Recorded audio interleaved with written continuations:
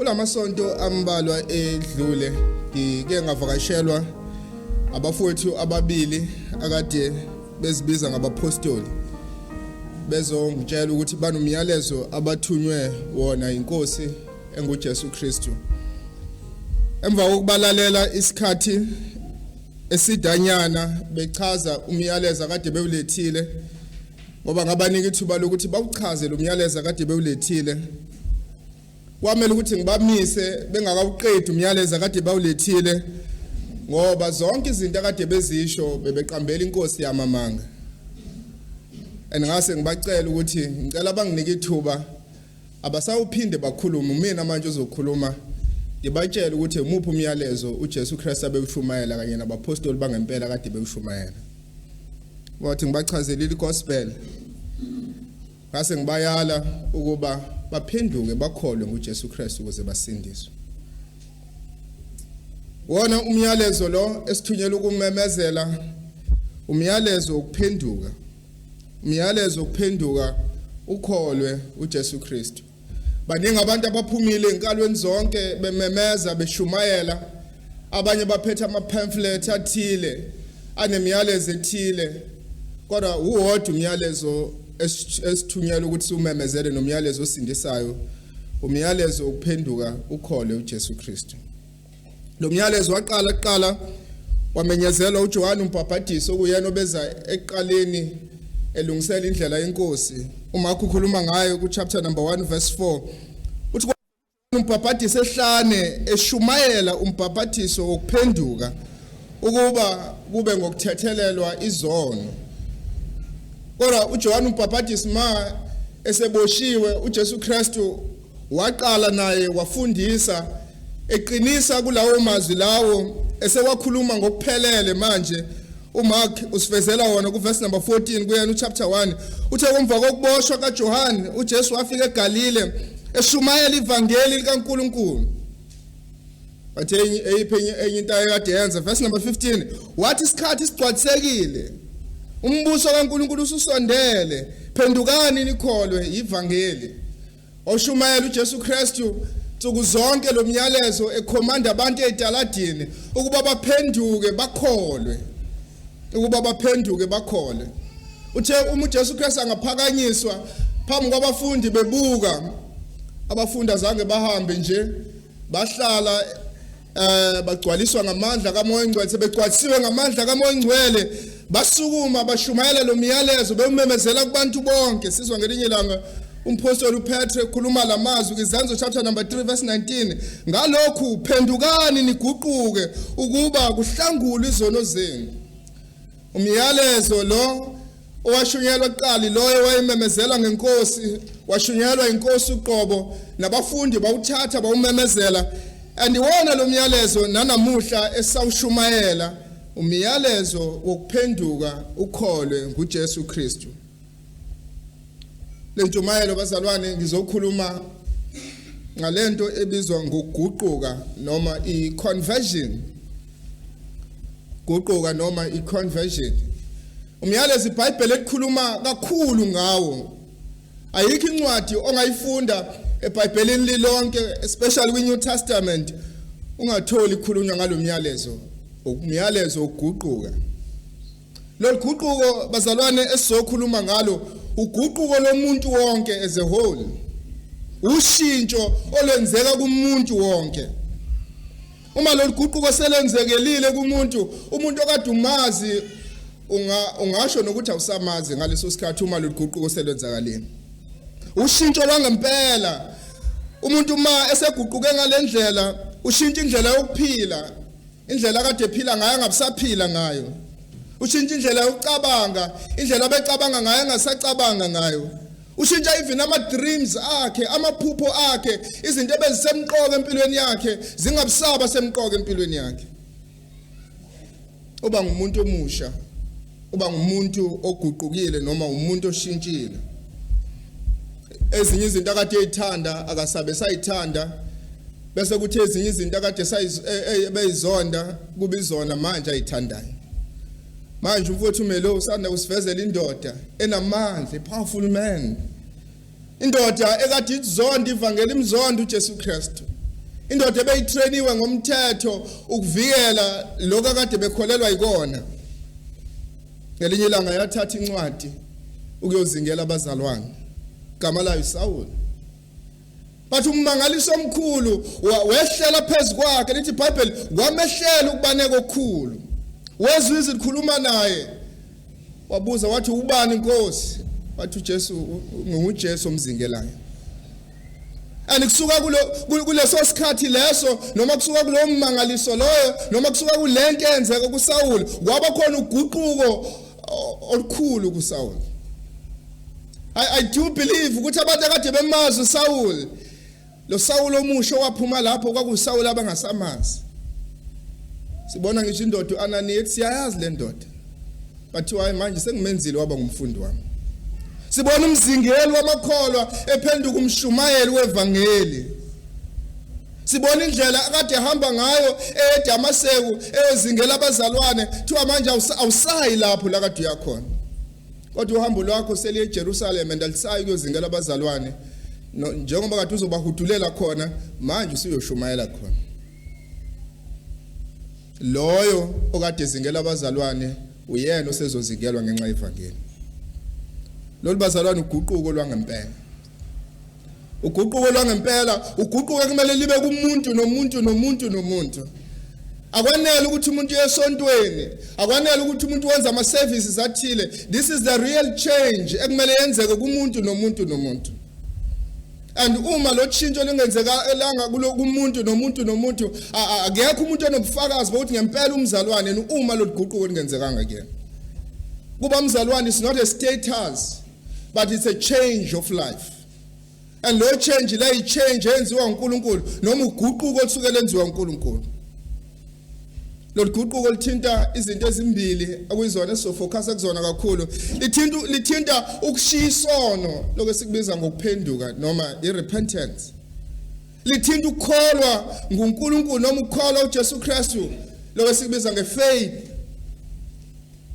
Lawa kusiona abazalwana ama-event amabili ukuphenduka kanye nokukholwa into eyodwa noma into ekhuluma nge-event eyodwa esuke yenzekile empilweni yomuntu. Repentance and faith. Ophenduka kwizono zakhe uphendukela uNkulunkulu. Ophendukela uNkulunkulu ngoba uphendukile ezonweni zakhe. Izinto lezi ezenzeka sikanye noma le ummangaliso wodwa owenzeka empilweni yomuntu. Ma-theologians asakubiza ngokuthi these are two sides of the same coin. Uphendula nje imali ubheke kuma-side amabili. Ma ephenduka ezonweni zakhe uphendukela uNkulunkulu, ophendukela uNkulunkulu ngoba uphendukile ezonweni zakhe. Chapter 26 verse 20 athi kodwa ngamemezela kuqala kwabaseDamaseko nawaseJerusalema nakulo lonke izwe laseJudiya nakwabezizwe ukuba baphenduke baguqukele uNkulunkulu.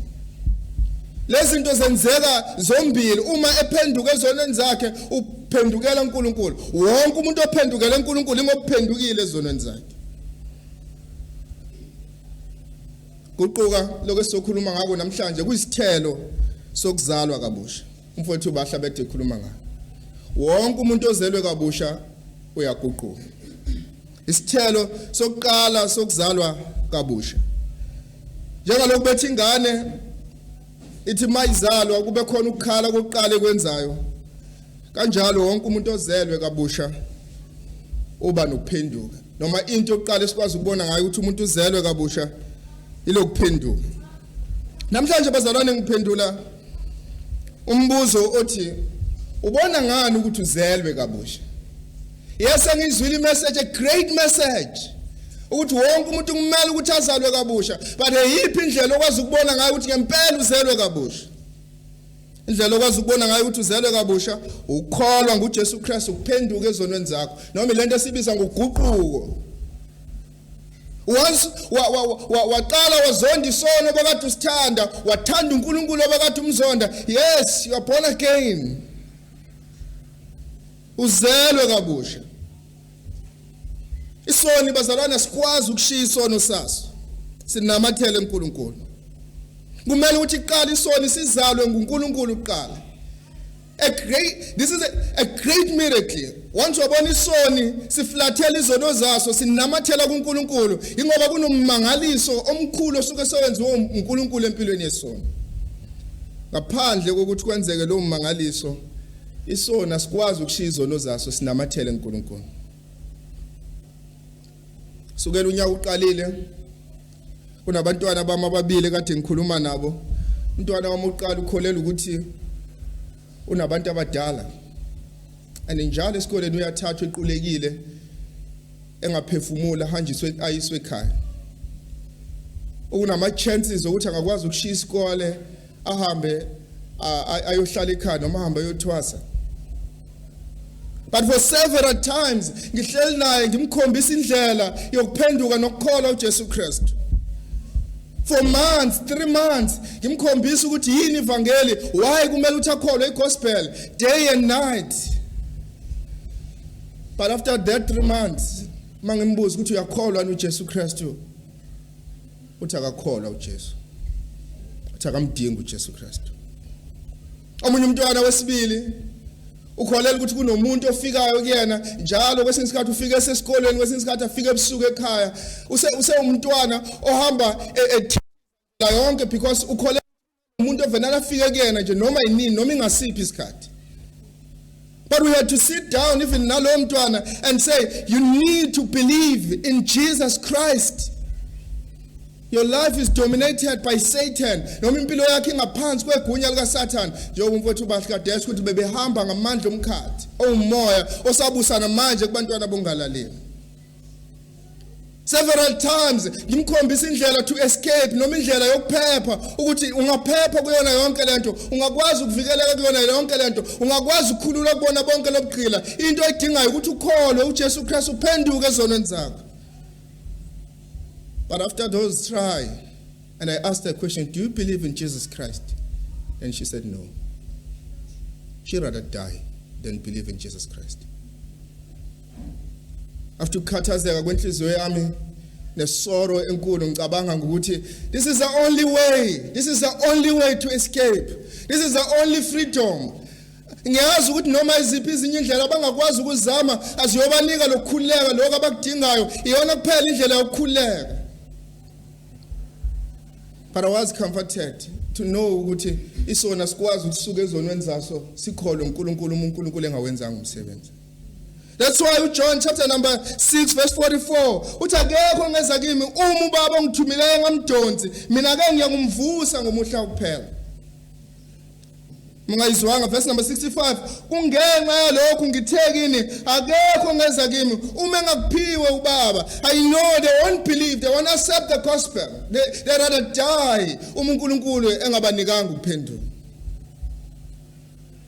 Apostle Paul ku first number 1 verse number 18 uthi ngokube izwi lesiphambano kwababhubhayo lingubula yabakuthina esisindiswayo lingamandla kaNkulunkulu. They will listen to the word of the cross, they will try to pay attention, but mabelizwe izwi lesiphambano liwubula kwababhubhayo. They need more wisdom than that. Badinga ukuhlakanipha ongcono kunokuthi kunomuntu owafela izono zakho. First Corinthians chapter number 2 verse number 14 umuntu wemvelo mina ngumuntu ongasindiswanga umuntu ozelwe ngowesifazane kakwamukelo kamoya kaNkulunkulu ngokuba kungubula kuye angeke uqonde ngokuba kubonisiswa ngomoya I know bazalwane this thing noma lento engizokhuluma ngayo ukuphenduka uphenduke ezonweni zakho uphendukela uNkulunkulu, there must be God working it. Mele kube nomsebenzi kaNkulunkulu, mele uNkulunkulu azale kabusha isoni ukuze isoni sikwazi ukubona izono zaso bese siyaphenduka ezonweni zaso siphendukele uNkulunkulu ngokukholwa. Ngifisa uqala sibheke ifaith noma ukukholwa. Ubona ngani ukuthi usindisiwe? Ubona ngani ukuthi usuzelwe kabusha? Ubona ngani ukuthi lo mmangaliso umfowethu bahlakade ekhuluma ngawo sowenzakalile kuwena? Into yokuqala ubona ngayo ubona ngokukholwa. First John chapter number 5 verse number 1 yilowo naloyo okholwa ukuthi uJesu nguKristu uzelwe uNkulunkulu. Ubona ngani ukuthi uzelwe uNkulunkulu? Ubona ngokukholwa ukuthi uJesu unguKristu. Amen. Njengalokhu bazalwane sithe sizokhuluma ngoguquguquko olwenzeka empilweni yomuntu. Uguquka kokuqala kumele kwenzeke uguqukela uNkulunkulu. Uguqukela uNkulunkulu. Lokhu sikubiza ngefaith noma sikubiza ngokukholwa. Ukukholwa engizokhuluma ngako namhlanje akusiko nje ukukholwa okujwayelekile noma lokhu sibiza ukuthi general faith. Njenga nokukholwa nje ukuthi uNkulunkulu ukhona, nokuthi uNkulunkulu uyena usondla ekhaya, nokuthi uNkulunkulu uyena wenza imangaliso, uNkulunkulu wenza izinto ezinhle. Akusiko nje lokukholwa okunjalo, because lokukholwa okunjalo akusindisi umuntu. Umukholwa ukuthi uNkulunkulu ngempela ukhona and uNkulunkulu uyena owenza izinto ezinhle. Maybe you have even some testimonies noma izinto ezithile zobufakazi boNkulunkulu enza izinto ezithile empilweni yakho. That is not enough, because lo ukholwa onjalo angeke ukwazi ukumsindisa umuntu. Ngikhumbula ngelinye ilanga ngihleli nomunye uzakwethu sifundisa naye. After 30 minutes engichazela a greatest testimony kaNkulunkulu esebenza empilweni yakhe. Wayikhuluma ngokugula akaba nawo, wagcina engasakwazi ukuhamba, wahamba ngewheelchair, and after sekufikile abafundisi abathile bemthandazela wagcina sesukuma njengalokhu manje sehamba ngeenyawo zakhe, wakuhamba ngewheelchair ngelinye ilanga. Then after seqedile ukuchaza konke lokho, I had to say asibonga uNkulunkulu. That was God. Lawo kwakungamandla kaNkulunkulu, kwakungukusebenza kaNkulunkulu. Yes, uNkulunkulu usebenzile empilweni yakho. Praise be to God. But after that praise and worship, I had to say that kind of faith won't save you. Lokukholwa okunjalo akusoze kwakusindisa. Yes, mhlawumbe une-testimony nje umile la noma uhleli la unobufakazi obuthile ongabuthatha ubeke ukamfundisi othile wasetshenziswa uNkulunkulu ukwenza into ethize ekhaya, kwamandla athile kaNkulunkulu, wambona uNkulunkulu enza izinto ezithile, but lokukholwa lokho akwanele, akusiko ukukholwa okusindisayo. Akusiko ukukholwa okusindisayo. Bonke abantu bayakholwa ukuthi ukhona uNkulunkulu. Themba ukuthi bahle nenza kahle, because uJames uthi namadimoni ayakhona athuthumela. But akusikona ukukholwa okusindisayo. Bonke abantu ba religious, bancane abantu abadeny existence kaNkulunkulu. People are religious. That's why kuma assembly la kusuke kuhlangene khona kuma meeting kuvulwa ngeprayer. Ngabe Lord's prayer. Kodwa kunomthandazo uthile ofundwayo, because everyone is religious. But umbuzo uthi uyakholwa yini uJesu Kristu? Munye colleague sihleli naye phasi ngimchazela ngevangeli, sesiqedile umchazela ngevangeli. This is the question, uyakholwa yini uJesu Kristu?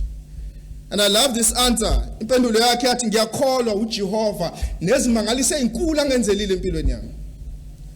Then I had to say, let us replace the ligama lika Jehovah. Do you believe in Jesus? Then she said no.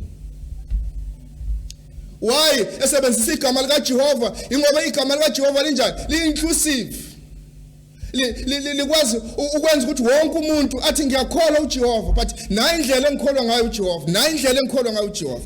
Ngiyakholwa uNkulunkulu, but do you believe in Jesus Christ? Lokho ikhona even namanje abaculi abaningi begospel eningizimu Afrika abakwenzayo. Njalo la kunegama khona lika Jesu liyakhishwa bese kufakwa igama lika Jehova, ukuze wonke umuntu ozizwe religious akwazi ukulalela ama-songs. But iBhayibheli imile, izwi likaNkulunkulu lithi ayikho insindiso ngomunye. Alikho igama elinikeziwe abantwini ukuthi bangasindiswa ngalo ngaphandle kaJesu. UJesu Kristu mina ngiyindlela neqiniso nokuphila, akekho ongaye kuBaba ngaphandle kwami. Bonke abantu abaya kuBaba baya ngoJesu Kristu. It's not enough ukuthi uyakholwa ukuthi uNkulunkulu ukhona. Do you believe in Jesus Christ? Akwanele ukuthi wenze imangaliso noma kunezimangaliso ezenzeka kuwena. Do you believe in Jesus Christ? That's why Matthew chapter 7, verse 21 to 23. Asibo bonke abashoyo kimi ukuthi inkosi inkosi abayokubona umbuso kaNkulunkulu. Verse 22, abaningi bayokuthi kimi ngalo losuku, inkosi inkosi asiprofethanga ngegama lakho, sakhipha amadimoni ngegama lakho, senza imisebenzi eminingi yamandla ngegama lakho. Verse 23 khona ngiyakufakaza kubo ngithi ngizange nginazi. Sukani kimi nina benzi bobo. Akwanele ukuthi kunemisebenzi yamandla eyenzeke kuwena noma kunemisebenzi yamandla enziwe wena. Do you believe in Jesus Christ? Lokhu ukholwa abazalwane kwemangaliswa akusikona ukholwa okusindisayo. And okunye ukholwa ocishe kuzihlobanise nalokho ukholwa okusindisayo ilokukholwa okutemporal. Ukholwa kwesikhashana kwabanye kuthatha inyanga, kwabanye kuthatha iminyaka. Just a temporary faith. Athi uMateyu mayikhuluma ngako chapter number 13 mase kufika iminako yalelizwe sekufika ubukhazikhazi balesi sikhathi bayishiya faith banaka izinto zalesi sikhathi. Ukholwa ukwabo kunjengale mbewu eyawela emaveni and ameva iminyanisa and uthi ukuminyanisa kwameva iminako yalelizwe. Bangaka abantu abanegama lokuthi bakholwa uNkulunkulu but banake lelizwe kunokunaka uNkulunkulu. Noma mase kufika ubukhazikhazi nezinto ezihehayo zalesi sikhathi bayamshiya uNkulunkulu banake lezo zinto zobukhazikhazi zalesi sikhathi. Abanye bageja ama Sunday services bahamba uattend ama concert. Then the question, do you believe in Jesus Christ or you just have a temporal faith? Iyachuma ngezinye ikhathi but mase kufika iminako yalesi sikhathi ishone phansi kuphele nanokuthi umzalwane. There was a status that I saw. I know it's a joke, but I have to mention this.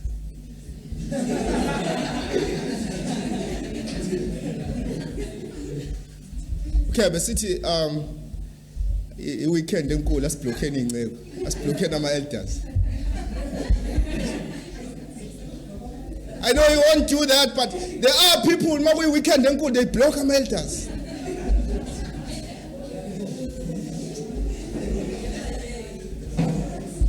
But namhlanje sikhuluma ngokukholwa okusindisayo. Ukholwa okusindisayo. Ukholwa lokho okusindisayo kuyisithelo sokuzalwa kabusha. Umuntu ma engazelwa kabusha ngeke akwazi ukuba nalokukholwa. Lokukholwa esikhuluma ngako ukholwa kuyisipho sikaNkulunkulu.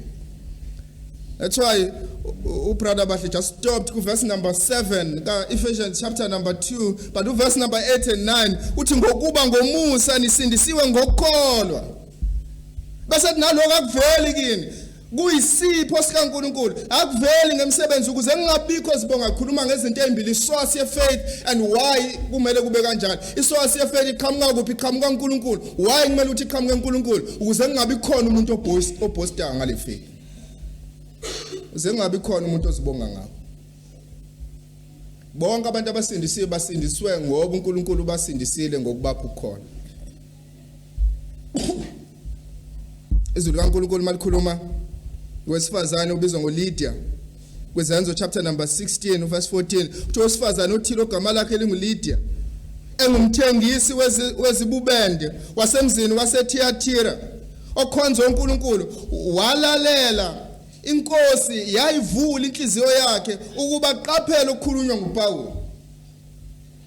Zenzo chapter number 18 verse 27 esathanda ukudlulela eAkhaya abazalwane balobela abafundi bebayala ukuba babamukele esefikile wabazisa kakhulu abakholwayo ngomusa. uLydia wavulwa inkosi inhliziyo yakhe ukuthi aqaphele amazwi kaPawulu elabazalwane bakholwa ngomusa.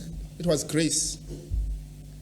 Wabase Philip chapter number 1 verse 29 uthi ngokuba ngenxa kaKristu nina nabelwe ngomusa angisho ukukholwa kuye kuphela kepha nokuhlupheka ngenxa yakhe. Nayi umusa kaNkulunkulu nabela ukuba nikholwe nokuba nihlupheke ngenxa yakhe. Kholwa ngempela kuvela uNkulunkulu ngenxa yomusa wakhe. Akekho umuntu ongakwazi ukuzibonga ngalokukholwa. Ma sikholwa sidumisa uNkulunkulu ngomsebenzi wakhe awenze kuthina. That's why we are here. Why we are here? We are here to celebrate the greatest work uNkulunkulu ayenze empilweni zethu. Why we sing in top of our voices and shout the praises to the Lord. Sihlabelela sicula sibabaza igama likaNkulunkulu ngenxa yomsebenzi uNkulunkulu awenzile empilweni zethu mhla esisindisa mhla esizala kabusha. Kholo kusindisayo kunale impawu bazalwane. Paulo oqala lalokholwa kholo kusindisayo kuza ngolwazi. Kuza ngolwazi. Ukhona izinto bazalwane kumele sizazi ekuyizona ezilidele ekukholweni.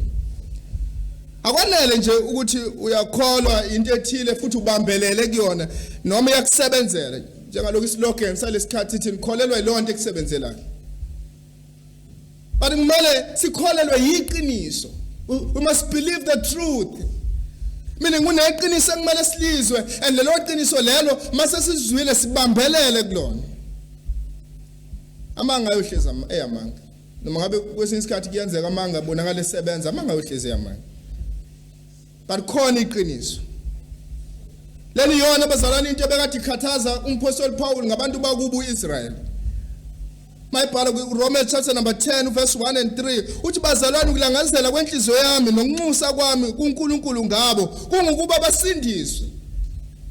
The goal kampostoli Paul ngabantu bakubo uIsrael ukuthi banjani basindiswe. Why? Ngokuba ngiyafakaza ukuthi bashisekela uNkulunkulu kodwa kungengokuqonda ngokuba bengakwazi ukulunga kaNkulunkulu bafuna ukumiso kwabo abakuthobelanga ukulunga kaNkulunkulu. What was worrying Paul ngabantu bakubo uIsrael ukuthi bashisekela ba devote kwi religion. Devote kwi religion. Manje people are devote kwi religion. And akwanele ukuthi udevote kanjani kwi religion but umbuso omkhulu ukwenza lokho ngokuqonda and what you believe in is it truth. Ngabe ukholelwa iloko kuyiqiniso yini. Kholo kuzwa ngolwazi. Anazi bazalwane izinto ezisemqoka akumele ukuthi sizazi.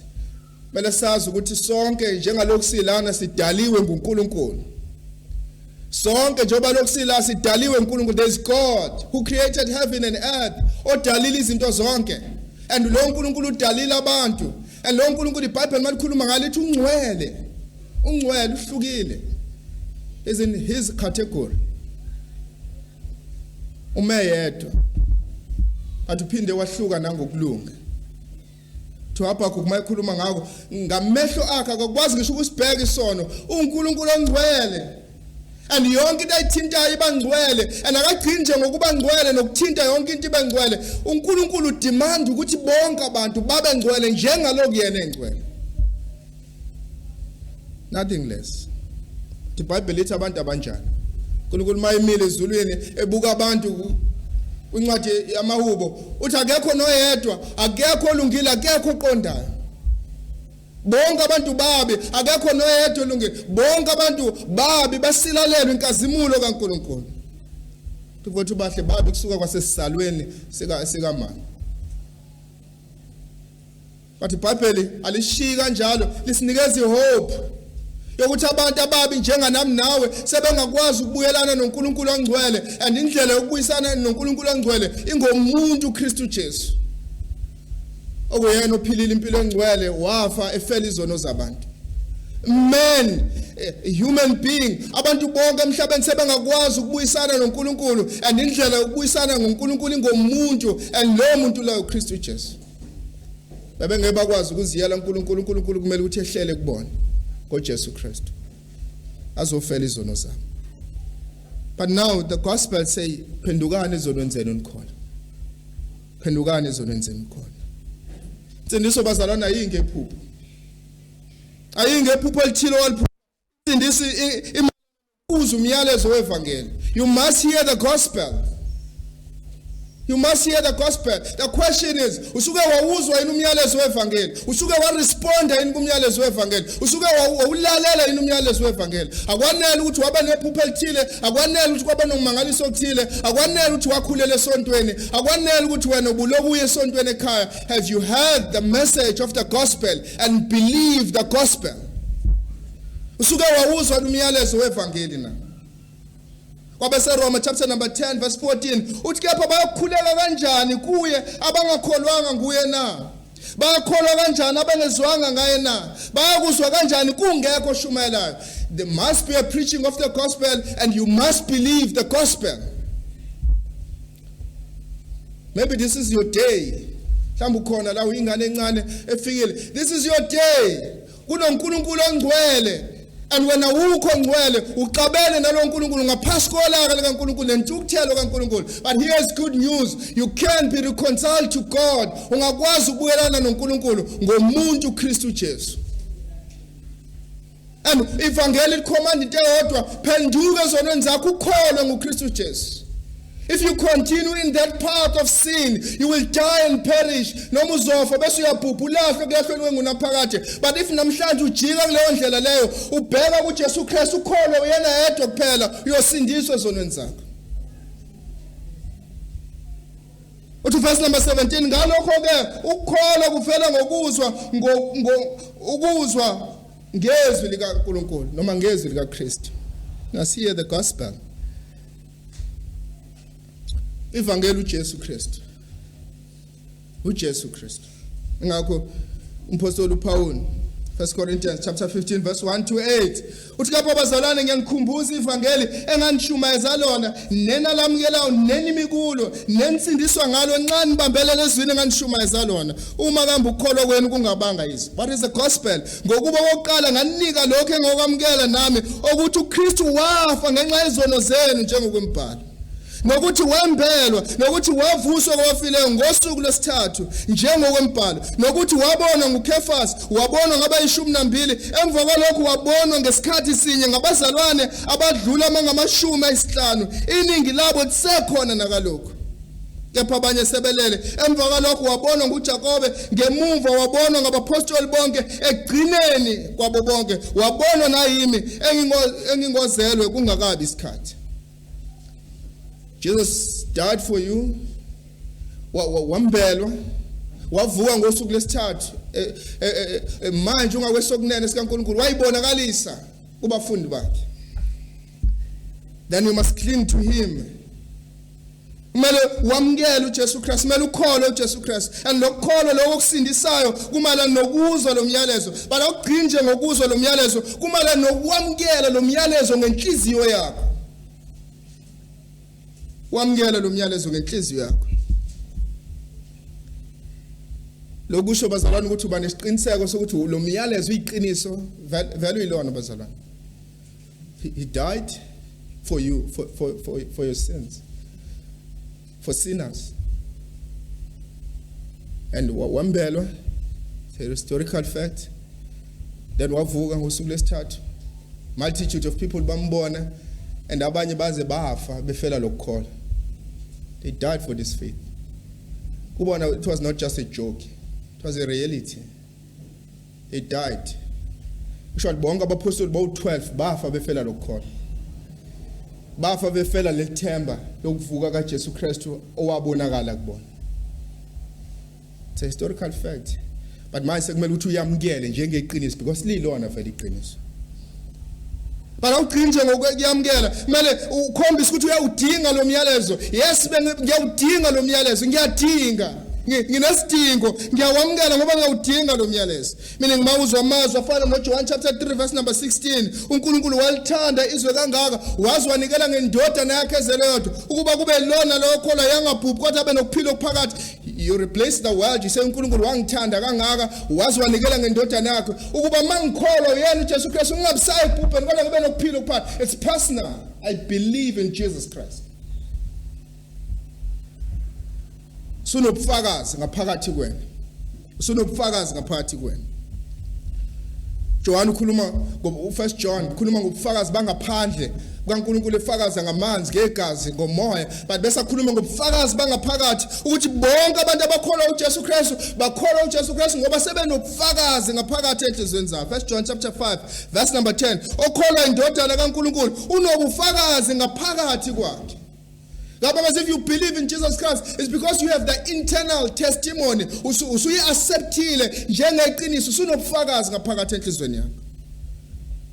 Romans chapter 8 verse 16 and 17 uthi ngokuba anamukeliswanga umoya obugqili ukuba nibuye nesabe kepha namukelisa umoya obuntwana esimemeza ngayo sithi apha baba. Yena lo moya ufakaza kanye nomoya wethu ukuthi singabantwana baNkulunkulu. There is this internal testimony, ubufakazi obungaphakathi enhlizweni zethu ngokuthi manje uNkulunkulu sesimbiza ngubaba and singabantwana bakaNkulunkulu. Balokho lokusindisayo kuza ngokwethemba.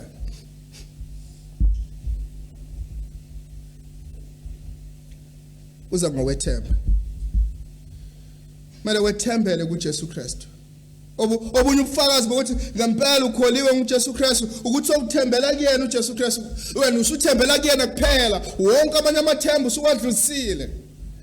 Greatest message yesterday ebekathi singenani ngesango elincane and futhi uzuma uchaza ithi isango elincane ukulahla yonke enye into obocabanga ukuthi yakulungisisa phambi kaNkulunkulu ukhole uJesu Kristu yena yedwa.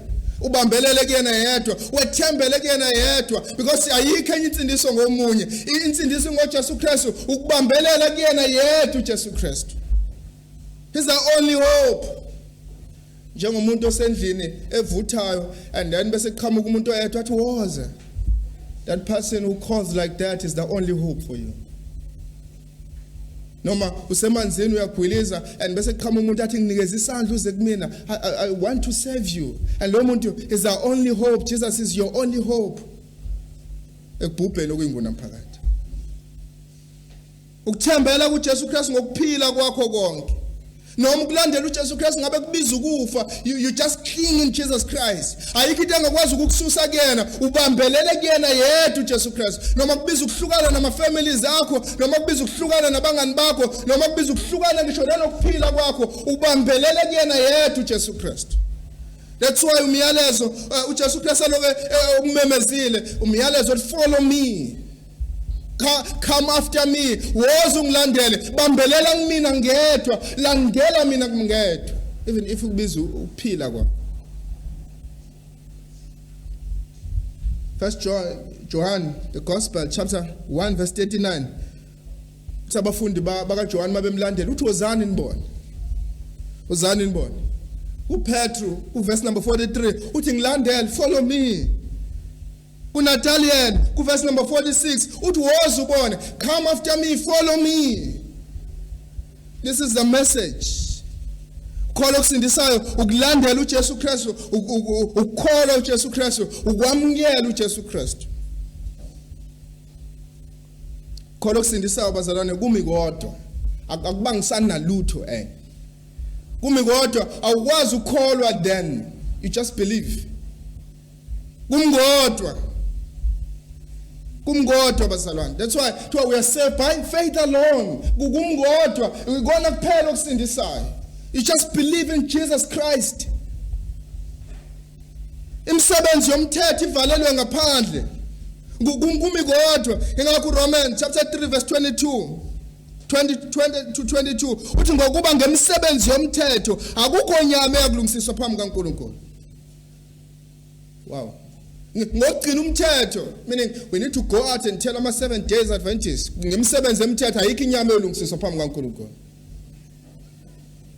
But verse number 21 uthi kepha manje kubonakalisa ukulunga okuvela kuNkulunkulu ngaphandle komthetho kufakazelwa ngumthetho nabaprofeti ngisho ukulunga kaNkulunkulu kanjani ngokukholwa nguJesu Kristu kubo bonke abakholwa. Ngamazi ukholwa kumi kodwa yonke imisebenzi yomthetho ivalelwe ngaphandle, noma ngabe imisebenzi yokusoka, noma ngabe imisebenzi yokugcina amasabatha, noma ngabe imisebenzi yogqoka ngendlela ethile, yonke imisebenzi yomthetho ivalelwe ngaphandle kumi kodwa ukholwa kusindisa kuphela. Noma iyona kuphela indlela yokwamukela umsebenzi ophelele kaKristu Jesu. Nemisebenzi ya noma iluphi uhlobo ivalelwe ngaphandle, yonke imisebenzi ongayilist uyibeke uthi mina ngenza ukuthi nokuthi yonke lo msebenzi ivalelwe ngaphandle ukukholwa kumi kodwa. That's why Romans chapter number 4 verse number 6 uthi kepha kosebenzayo umvuzo awubalelwa ngokomusa kodwa ngokwemfanelo. Verse 5 kepha kongasebenziyo kodwa kholwa nguye olungisisa ongamesaba uNkulunkulu. Ukholwa kwakhe kubalelwa yena ukuthi kungukulunga. Yes, if mhlawumbe ungaba nazo izinto ongakwazi ukuzibeka as a list, mina ngezulwini. I love that question when we do membership. Why uma uNkulunkulu engabiza ukuphila kwakho namhlanje and uphapha phambi kaNkulunkulu and uNkulunkulu athi akuvulela amasango ezulu, eziphi izathu ongamnika zona ukuthi uNkulunkulu akuvulela amasango ezulu? The list yesontweni ye-Asha, but yonke imisebenzi yanoma iluphi uhlobo ivalelwe ngaphandle ukukholwa kumngodo. Nokulunga kwemvelo okuvalelwe ngaphandle. Khona abantu athi mina ngilongazalwa angikwazi unqa. Angizondi umuntu. Even naloko kulunga lokho kuvalelwe ngaphandle ukukholwa kumi kodwa. That's why Apostle Paul ku Philip chapter number 3 verse 9 athi ngifunyana kuyena ngingenakho ukulunga ngokwami okuya ngomthetho kodwa lokho kuya ngokukholwa. Ngifuna ukutholakala nginokulunga kodwa ukulunga kuya ngokukholwa kuJesu Kristu. Ngifuna konke okulunga ukulunga ngikuvalele ngaphandle zonke ezinye indlela ngizivalele ngaphandle bese ngitholakala nginokulunga kodwa kuya ngokukholwa kuJesu Kristu. Kumi kodwa ukhathekori yakho kodwa uyasave by faith alone.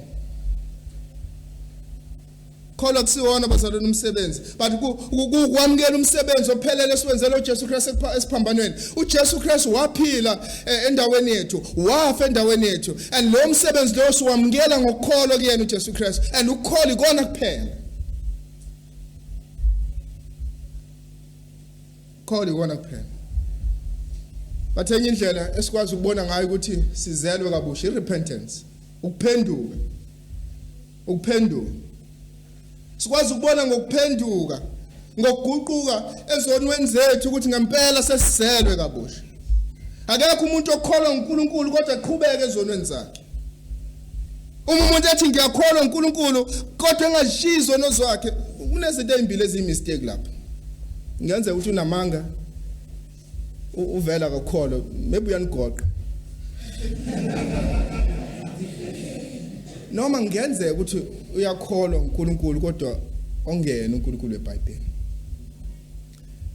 Because First John chapter number 1 verse number 5 uthi nanti izwe esalizwa kuye sinishumayeza lona lokuthi uNkulunkulu ngukukhanya ubumnyama bukho kuyena kanye. Uma sithi sinenhlanganyelo noNkulunkulu kodwa sibe sambe ebumnyameni sinamanga, iqiniso alikho kuthina. Ngamamazi we have the righteous and the holy God noNkulunkulu ongcwele. Uma sithi sinenhlanganyelo noNkulunkulu kodwa sibe sambe ebumnyameni sinamanga, or we have wrong God. Ukuphenduka bazalwane kusho ukushintsha indlela yakho obukade uhamba ngayo, uhambe ngendlela yokulunga. Noma kusho ukuflathela izono zakho uphendukele kuJesu Kristu. Kholwa noma ukuphenduka kusho ukushintsha kwengqondo kanye nenhliziyo ekholele ekushintsheni kwezenzo zakho. But bazalwane masikhuluma ngokuphenduka, I think I need to give some warning, because kunezinto kwenzeka ukuthi sometimes ivele umuntu mayiphendukile, but asingayona igarantii ukuthi umuntu onalezo zinto uphendukile ngempela. Njenganje noshintsho lwangaphandle. Ushintsho lwangaphandle mhlawumbe umuntu indlela agqoka ngayo. Because sometimes abanye mabe ba religious, they change indlela abagqoka ngayo, bagqoka ngendlela ethile, benza izinto ezithile, then because basascrapa kulo ndlela leyo ngaphandle externally ngezinto ezithile, then sebenegama lokuthi bazelwe uNkulunkulu. That's why Joel chapter 2 verse 13 ethi uNkulunkulu niklebhule inhliziyo zenu, hayi izingubo zenu. And God was straightforward ukubona uthi kahle kahle izinto ekumele ziklebhuleke la inhliziyo zenu, hayi ingubo zenu. Meaning lo tshintsho lolu ushintsho kumele lenzeke ngaphakathi, hayi nje ngaphandle kuphela. I ngezenza ekuthile, because some churches they are tempted to give a set of rules. Uthi mama ula kuleli bandla nazi izinto ekumele uzenze, then abazalwane mabenza lezo zinto lezo eziyama rules ethile esonto, then basindisiwe because bakwazi ukwenza ama rules athile esonto. But their hearts are far away. So uNkulunkulu ethi lesizwe simdumisa ngeindebe zomlomo kodwa inhliziyo zaso zikude kunami, because they do certain things but inhliziyo zabo zikude kunami. So lo tshintsho noma lokuphenduka noma kunezinto ekumele zenzeke ngaphandle kumuntu, but ngenzeka zenzeke lezo zinto but zingasho ukuthi umuntu ngempela uphendukile. But okwesibili kumele siqaphele nako futhi ukudabuka yes ukuphenduka kuyakuzala ukudabuka but akuhlezi ukuthi mawudabukile then usuyaphenduka. Bible isifezela abantu abathile abathi mabezwe izwi likaNkulunkulu, especially after sermon, these powerful sermons. Sometimes you can in your heart ube nokudabuka okuthile, lokho kudabuka sometimes mawuphuma la then sekuphelile, noma after 3 days then sekuphelile. Bekudabuka kona but bekungekona ukudabuka okulidele kuphendukeni. Because even uEsau ma eqeda ukudayisa ubuzibulo bakhe waba nawo ukudabuka okuthile, balithi iBhayibheli azange asindiswe noma esedabuka kanjani. Hebrews chapter 12 verse number 17 uthi ngokuba niyazi ukuthi nokuba ngasemuva ukhulunywa kweSawu ethanda ukudla ifa lesibusiso waliwa ngokuba kalitholanga ithuba lokuphenduka noma esekufunisisa ngenyembezi. Even esekhala azange azakuthole ukuphenduka. Okay, sometimes people they cry, but it's not repentance. And I love sisters when they do counseling. When someone is crying, they just see this repented sinner and then they hug that person. They ignore every details. No, sure they just ignore. But basically, brothers and elders. Even if someone is crying, they'll just sit with table and wait. Then you're done, then they confront sin. Even it is weqebileyo yakhuluma noJesu Christ ngokuka Luke chapter 18 verse 23. Tuthe seyikuzwa lokho. Wadabuka impela. But wayedabukiswa yini? Wayedabukisa ingcebo yakhe, not the message. Ngoba wayengcebo eningi engafundi futhi naye. Wahambe edabukile uthi mina nginengcebo but angizoyinikela le ngcebo. Even uJudas bazalwane emva kokudayisa inkosi kuMateyu chapter 27 khona uJudas verse 3 uJuda owamkhaphelayo ebona ukuthi ulahliwe wasola wabuyisela izinhlavu zesiliva ezingamashumi amathathu kubapriest namalungu wathi ngonile ukuba ngikhaphele igazi engenacala. Bathi bona bathi kuyini lokhu ngithi na zibonele wena wayesephonsa izitavu zesiliva ethempeleni wamuka waziphanyela. Such a repentance but not true repentance. Ukuphenduka but akusikona ukuphenduka. Uthi uMapostle Paul kunokuphenduka okubili. There's a worldly sorrow and there's a godly sorrow. Yes ukuzisola but akusikona ukuzisola okuyisela ekusindisweni noma okuyisela kwensindiso. Ukuphenduka okuyikho bazalwane kubonakala ngokushintsha kwengqondo, change of mind. Kushintsha kwengqondo. Timotheo wesibili chapter 2 verse 23 balaya ngomoya omnene abemelene nawo. Kumbe uNkulunkulu angabanikeza ukuphenduka baze balazisa iqiniso. They start to believe new things because izwi likaNkulunkulu selivulekile kubona. But ukuphenduka futhi kuya ngokusonda isono. Ngokusonda isono. Zazo chapter 2 verse 37 sebekuzwile bahlabeke enhlizweni bathi kuPetru nakwabanye abapostoli madoda bazalwane siyakwenza njani na bahlabeke enhlizweni zabo baqala babona izono zabo. But even ukudabuka bazalwane usayiphathi but ukudabuka hayi lokwezwe but okuya ngokumesaba uNkulunkulu. Hayi kokuzilengisa but okuya ngokumesaba uNkulunkulu. Some people they are so hopeless and weak in sin, but it's just worldly sorrow. 2 Corinthians chapter 7 verse 10 uthi ngokuba ukudabuka okuya ngokumesaba uNkulunkulu kuveza ukuphenduka. Angisoli ngakho umuntu kube ngokusindiswa kepha ukudabuka okuya ngokwezwe kuveza ukufa. Meaning there's also a worldly sorrow. And lastly, ukuphenduka kwangempela kuza ngokwethemba umusa kaNkulunkulu. You're not just hopeless. You're sorrowful, but you have hope because you believe in Jesus Christ. Joel 2 verse 13. Niklebhule inhliziyo yenu, hayi izingubo zenu.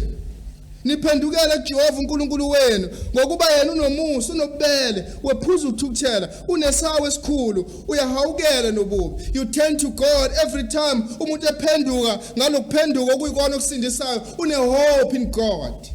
Uphendukela uNkulunkulu, uphenduka ezonweni zakhe but uphendukela uNkulunkulu. Motivate umusa kaNkulunkulu, motivate uthando kaNkulunkulu, motivate uthando kaNkulunkulu. And lokuphenduka kuveza ithelo, veza ithelo. And iyona message ebeshunyela uJohane uLuke chapter 3 verse 7 and 8 uthi ngakho ke wathi esixukwini ezaziphumela ukubhabhatiswa kuye nzalo wezinyoka ubani onibonisa ukubalekela intukuthelo ezayo na. Ngakho ke vezani ithelo zokuphenduka, vezani ithelo zokuphenduka. Ningaqala ukuthi phakathi kini sinobaba uAbraham ngokuba ngithi kini uNkulunkulu unamandla ukumvusela uAbraham abantwana kulamanje. Vezani ithelo zokuphenduka. Phenduka kunezithelo, unezithelo, vezani ithelo zokuphenduka. Indodana yolahleko yabuyela kubaba, yathi ngizobuyela kubaba. Uzake wayifunisisa inkosi, wazagibela ngisho phezulu komuthi. Yathi inkosi namhlanje ngizoba kwakho. Vezani ithelo zokuphenduka. Vezani ithelo zokuphenduka. Zalwane, if ukhona la and you know ukuthi awazi uphenduka, this is the day of your salvation. Leli ilanga lensindiso yakho. Ngiyaleza umile. Ngiyaleza ukuthi isikhathi sigcwalisekile, umbuso kaNkulunkulu ususondele, phendukani nikhole ivangeli. This is the day of salvation. Maybe ufike la just to test the conference like Paul are taking abazalwane and then changing, becoming a believer. We're just testing things. Was ukubona i-conference indlela abazalwane benza ngayo. Maybe usuna ama judgments. I don't like this, I like this. But this is the message for you. Repent and believe. Phenduka ukhole uJesu Kristu. Phenduka ukhole. But even ithina abazalwane sikholwayo, uphenduka kusiyona nje into eyenzeka asirate kwi-past. Kuyenzeka banye 2012, banye back 2001. But uphenduka into yansuku zonke. Uphenduka ukhole uJesu Kristu into yamehla ngemihla.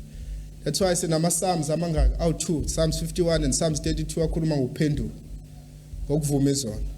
Why? Because uphenduka impilo yomzalwane. If impilo yakho ingenako ukuphenduka ukhole uJesu Kristu mihla nemihla, awunabo ubufakazi bokuthi uzela uNkulunkulu. If impilo yakho ingenako ukuphenduka mihla yonke ukholwa uJesu Kristu, awunabo ubufakazi bokuthi uzela uNkulunkulu. So 1 John chapter 1 verse 9 uthi uma sivuma izono zethu, thembekile ulungile ukuba sithethelele izono zethu, asihlambulule kukho konke ungalungi. 1 John chapter number 2 verse 1 uthi ngilobela lokhu baningoni. The standard for abazalwane ningasenzi isono. But umzalwane itholakala esesonweni, lo mzalwane akekho hopeless. There's good news for lo mzalwane. Ukhona umhlawuleli wezono uJesu Kristu. Umzalwane ona sinommeli kuNkulunkulu uJesu Kristu. So njalo nsuku zonke masithola sesonweni siyaphenduka esonweni sikhole uJesu Kristu. We are not hopeless. Khona abazalwane balala imessage wrong kaSathane, obatshela uSathane njengoba wenzele sono ungabisaya kwi-fellowship, ungabisahlangana nabazalwane, wena uzasolate vela ayikho intethelelo yakho. Yena umzalwane ngasathenda amasonto, sathenda ama-Bible studies, sasabamba ama-calls abazalwane, uvalele uSathane esonweni. That's why uJohn uthi John ungaqhubeki nesono uma usenzile. Uma wenzile isono, phenduka esonweni sakho ukhole uJesu Kristu. And then come and fellowship with abazalwane. Let's pray. Siyabonga uNkulunkulu wethu engcwele ukusala kabusha. Besingeke ngempela sikhole wena, besingeke siphenduke ezonweni zethu uma ubungawenzanga lo msebenzi. Siyakubonga ngawo uNkulunkulu wethu engcwele, siyahalalisa njengebandla lakho. Siyakhuleka futhi Inkosi ukuba laba bangazelwe kabusha bakhona la ukuba bazale kabusha and baqale babone ukukholwa, basonde sona kade besithanda beze kuJesu Kristu ngiyethemba manje naphakade. Amen.